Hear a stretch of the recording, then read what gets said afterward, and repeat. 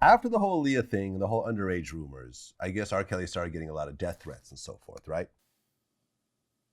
I only know about one, but okay. Okay. And there was a situation where I guess you were used as a decoy or something of that sort.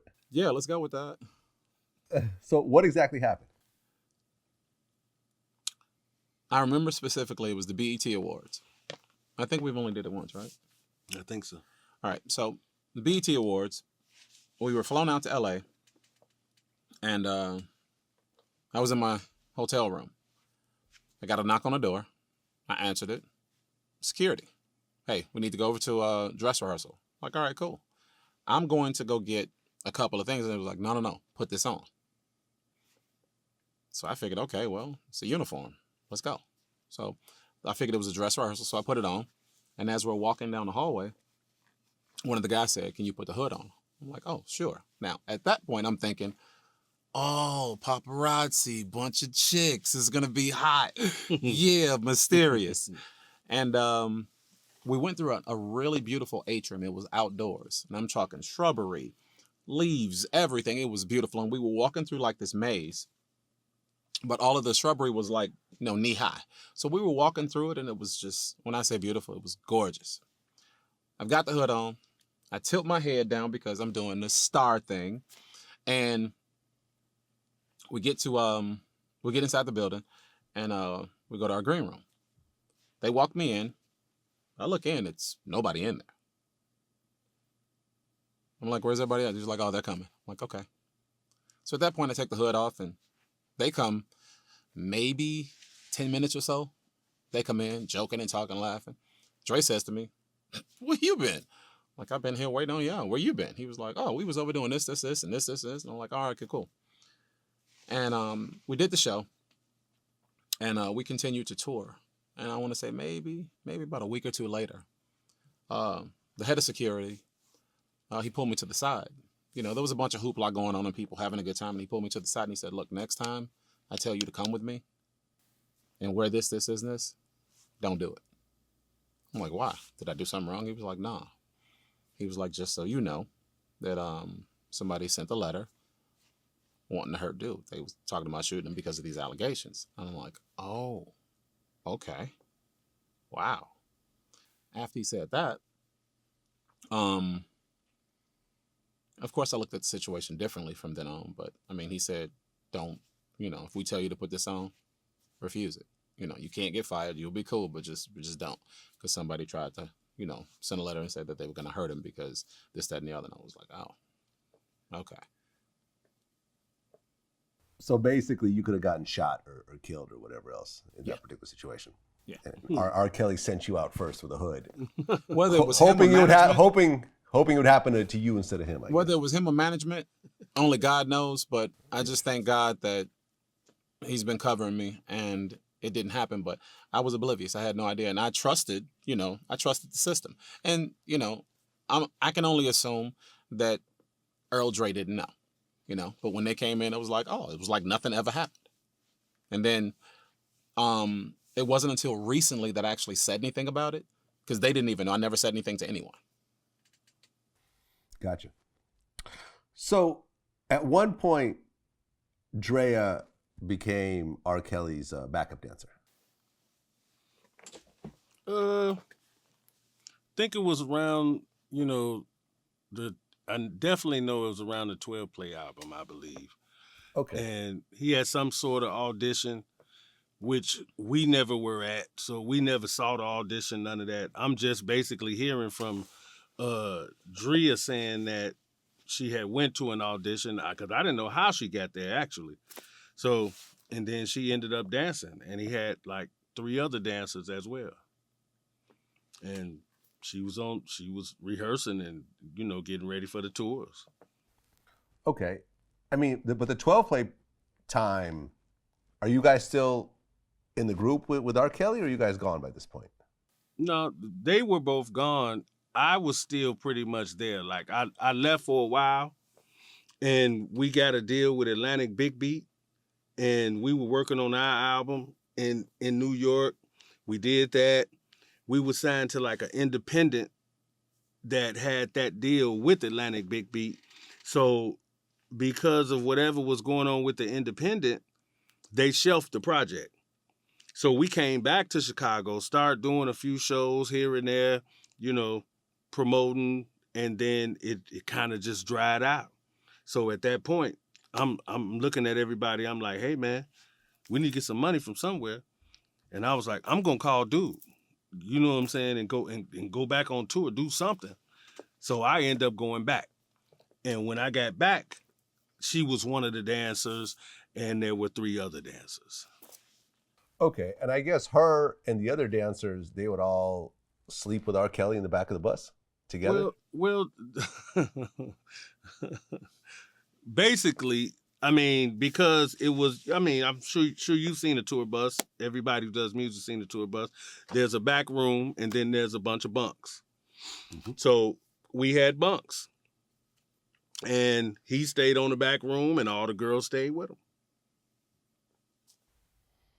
Okay, but at one point, Drea stayed in the back room and the other girls had to go in the bunks. Yeah, it happened like later. They all stayed on there for a while, you know what I'm saying, throughout whatever particular tour that was. And then one day, it just changed. And then the girls were in the bunks, and it was just him and her on the back of the bus. And basically, don't nobody look at her, don't do nothing, don't talk to her, nothing. And it was over. Okay, and they eventually got married and had 3 kids. Right. When Drea talks about all the abuse claims and stuff like that, did you see any of that? Talks about all the what? All the abuse claims? Never saw abuse, but you knew, you know, if you were there, anybody that's there knows that he controls everything. So if she came into the studio was in the basement of his house, he come to the studio or whatever the case may be, and everybody would know she's coming, like she's going to walk through. And we would look in the ceiling. Everybody. And nobody would speak. Nothing. Not a word. Wouldn't utter not one word. And that would be it.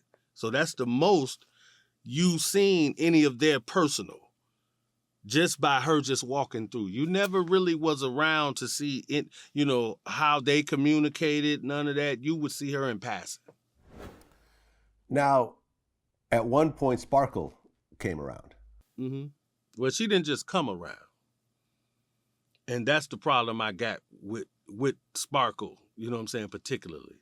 Okay. Because me and Earl worked on her demo. Got it. It was hot. And Earl says to me, he says, hey, take this to Kales. I'm like, not a good idea. I said, it's not a good idea. And he was like, yes, it is. You know, I'm married to her. It's good. So I said, okay. So I took the demo down there. He listened to it. He said, oh, man, it's hot. Yeah. But I'm going to have to do this myself. He said, and I was like, what do you mean? He's like, I'm going to have to produce this all myself and write it.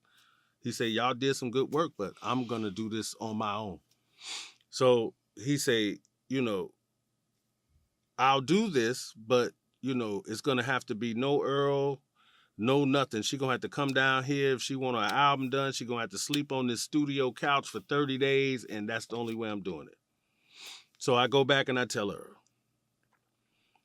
And he doesn't believe me. He like, no, it's going to be good. I say, Earl, she's never coming back. He said, yes, she is. It's good. So Rob, I'm at the studio one day. Rob say, call up Steph and see can she come down and do some vocals. And this was around the time she was doing vocals on Aaliyah's album.